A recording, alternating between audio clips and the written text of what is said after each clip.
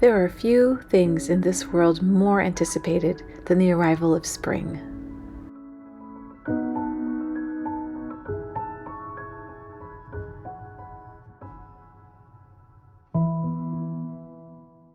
After months and months of rest, hibernation, and repair, the world is ready to burst forth at any moment with renewed life. And, like life, there are usually setbacks, surprising storms that take us off course as one season blends into the next. And yet, despite the unexpected, we feel the hope of an unfettered spring in our hearts. The instinctual knowledge that warmer days are ahead puts a spring in our step and a song in our hearts. As Rachel Carson once said, there is something infinitely healing in the repeated refrains of nature, the assurance that dawn comes after night and spring after winter. So let's incorporate that sense of renewal into our homes, our sanctuaries, so that we can be surrounded with that spirit of hope. Hi, it is March. Welcome to the porch. I haven't sat on this porch since early November, and it's so good to be back out here, even though it's a little cold. I can feel the changes in the air. You know, all the transitions of the seasons. I think I can feel winter to spring and then summer to fall. Most feel the light changing, and I can feel the air changing, and it's really exciting. More life and more activities, more birds, more flowers, and I know that those warmer days are coming. So I'm excited to bring all of those good energies into the house. So when I come home from work or just from being out, it's something that I can be just like enveloped in. So I'm excited about decorating the house. And yes, it's the month of spring, but even as I was filming and producing this video, the mountains of Sierra Nevada in California got pummeled, like absolutely pummeled, with a huge blizzard this past weekend. So, and from my time in New England, I know that anytime, all this month when you're so excited for spring, it's just like wham, there's a winter storm. And I remember once we had a winter storm on April Fool's, and it was like 6 inches of snow, and I was so mad because I really wanted to be in sandals. That's life, right? I mean, we just kind of muddle through and we get through that, and then we go on to better things. I'm gonna get as much done today as I can. I worked last night. I do need a little bit of a nap, and then we'll just get as much done as possible, and then, you know, finish the rest in due time. So thanks for being here.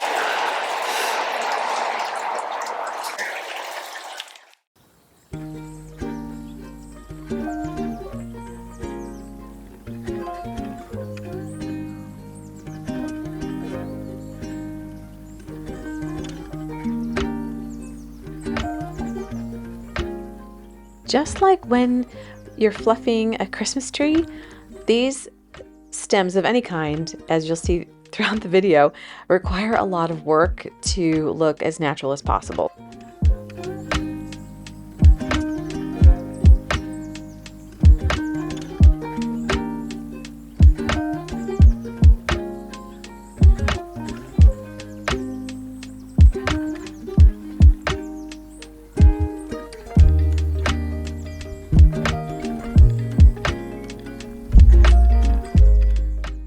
So this bundle of stems didn't actually end up working.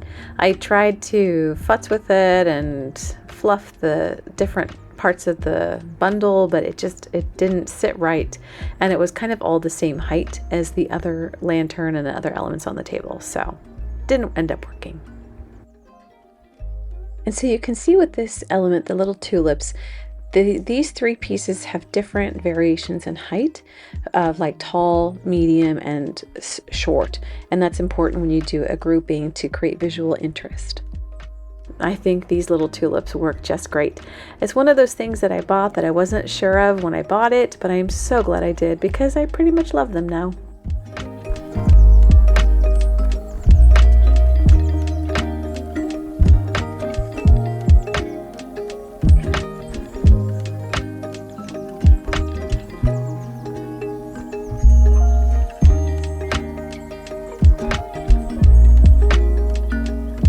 Most of the stems you're going to see in today's video are from Michael's, and for early spring I like to pick the ones that don't have a lot of leaves on them because there aren't a lot of leaves on trees just yet. Some blossoms, and I wanted to kind of mimic what's happening outside.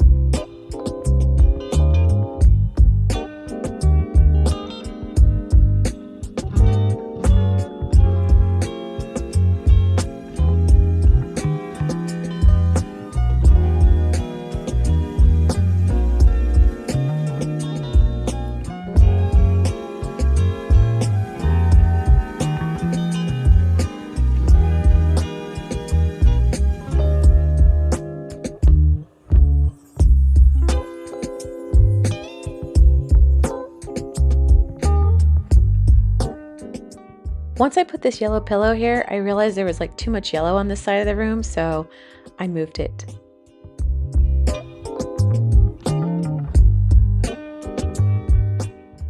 I did order a lumbar pillow for this chair. It hadn't arrived yet, so you'll see it at the final reveal at the end of the video.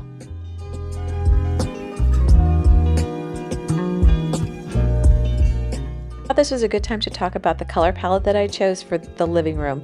I chose mainly green and yellow, which is why I picked white stems here in the peony and then also in the cherry blossoms, because I didn't want too many colors to kind of overwhelm and confuse the space.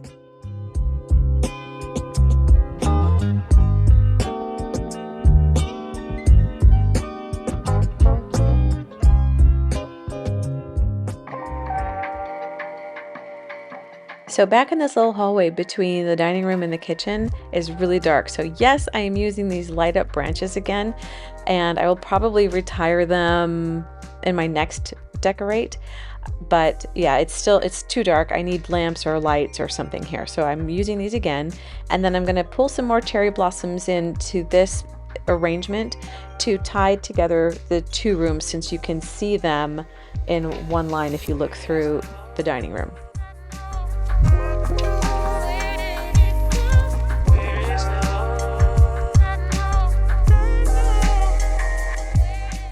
And I can't overestimate the importance of really taking your time and making all of the branches bend and look as natural as possible. I edited out a lot of it. I think I was doing this for like 5 minutes. So for like 3 or 4 branches.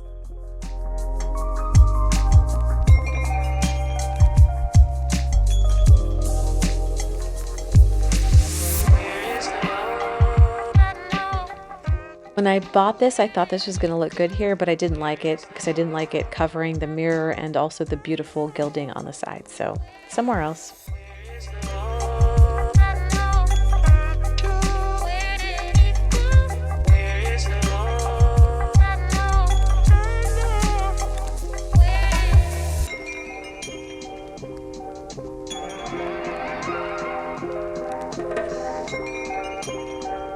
Here are the eucalyptus stems that I used to decorate the living room for winter.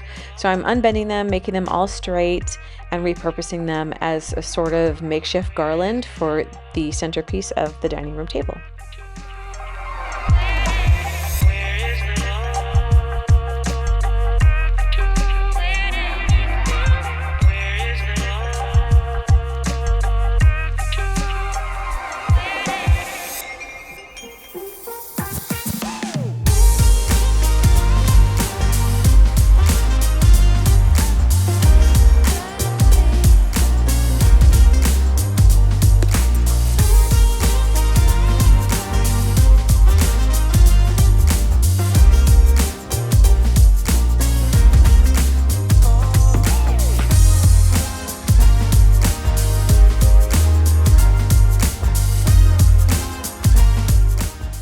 Just as I was finishing filling up the hurricane, I realized that these brighter green eggs kind of didn't go with the muted tones in the tablecloth. So I'm taking these out, and I think these will go better in the living room.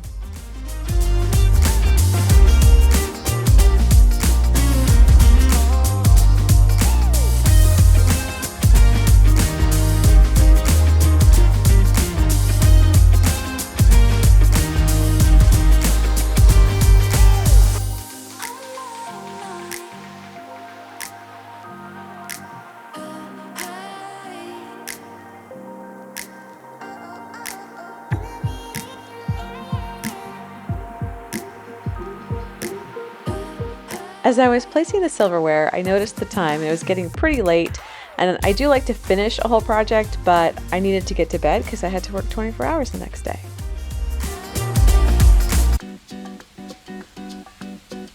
When I got home a couple days later, I noticed the lemon tree and was reminded of how I've been meaning to bake with some of the lemons. So in California, the places that I've lived have been lucky enough to be able to grow citrus in the winter, and that's when they're ready to be picked. And so just like outside we're blending kind of winter and spring, I thought it would be kind of cool to blend winter fruits like the lemon and a warmer fruit like a blueberry into a lemon blueberry scone. So let's take a little baking break.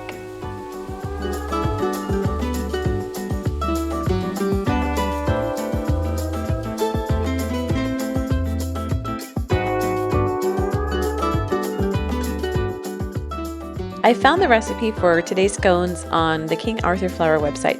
You may recognize the name because they sell flour in a lot of grocery stores, and they have a great website. They have baking supplies and tools and everything, and also a bunch of free recipes.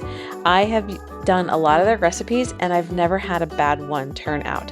So this isn't sponsored in any way. I just love them. So if you want to know the recipe, I've linked it in the description box. The most tedious part of this recipe is getting all the lemon zest. You need a tablespoon, and I like to pack it because I really love lemon flavor. So I actually use the skin of 2 lemons for this, and I stay far, far away from the pith or the white part.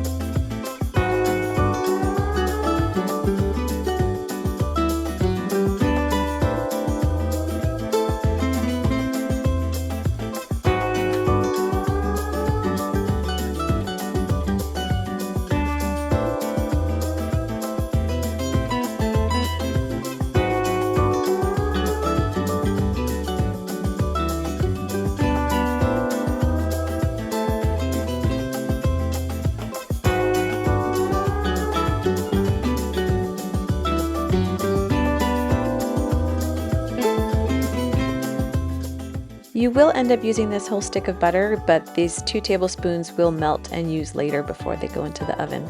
I'm trying not to handle the butter too much because it needs to stay cold for the next step.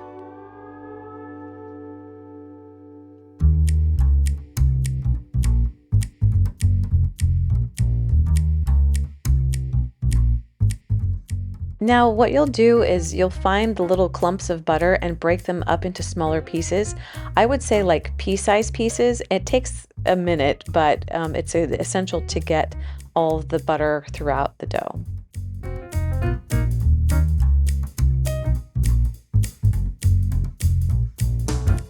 I think the next time I make this recipe, I'm gonna use lemon yogurt if I can find it, but I will definitely be buying this vanilla yogurt again. I ate the leftovers and it was so rich and good and creamy. It could have been a dessert, I swear. Okay, I know you're not supposed to measure over your mixture, but I don't care about extra vanilla in here, not a little bit.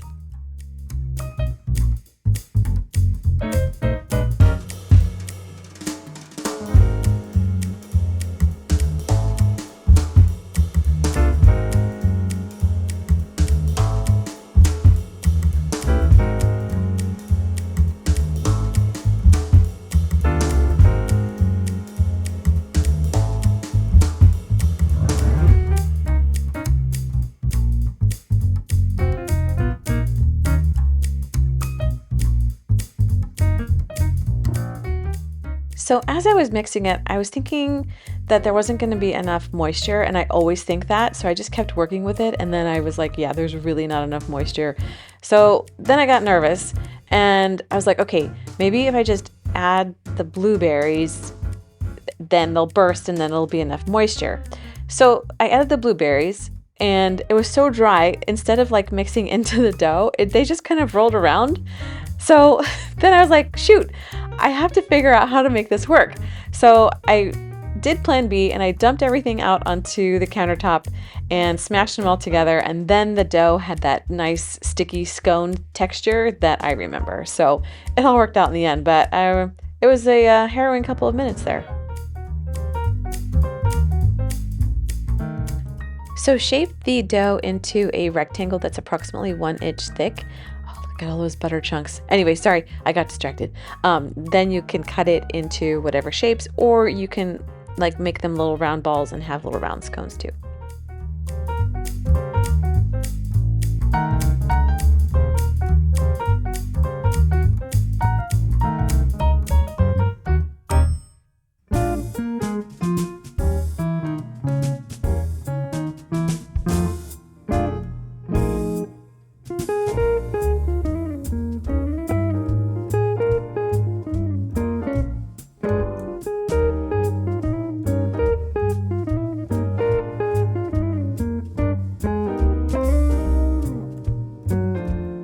So melt the remaining butter from that stick you cut earlier, and then sprinkle it with granulated sugar. I had baking sugar, but I couldn't find it, and I had to get on a meeting, so I was just like, regular sugar's fine.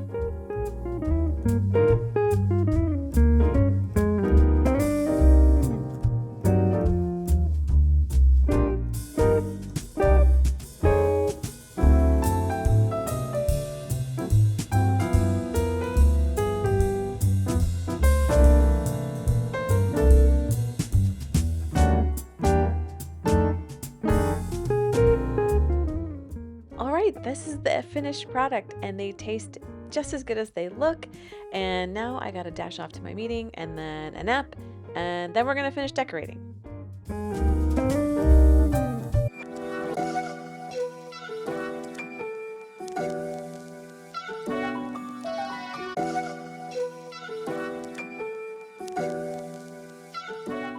So I had these bunches of spring flowers, and I ordered these little bud vases from Amazon, but they ended up being like way too small. So I returned those, and then I put the flowers into a pitcher, and they're in the kitchen now. So sometimes it just doesn't work out, you know?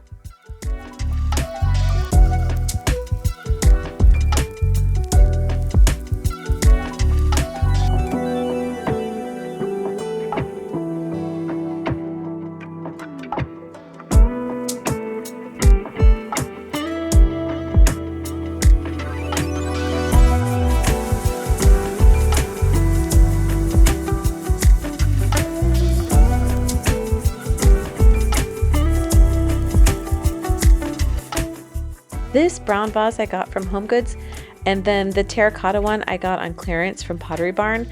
When I'm doing the voiceover, I think they still have a lot of sizes left, so I'll put the link in the description box if you want to check it out. I still can't find a home for these little flowers, and I've tried them in multiple vases, and they don't work here either, so I ended up putting it on the bar cart.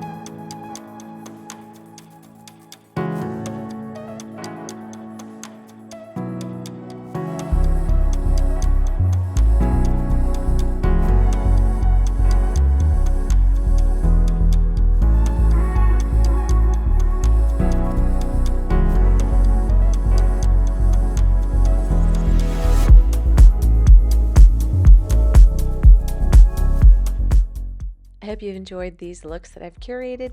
If you have any questions about where stuff has come from, please let me know. And if you loved these Decorate With Me's, I've got a whole collection for you right here.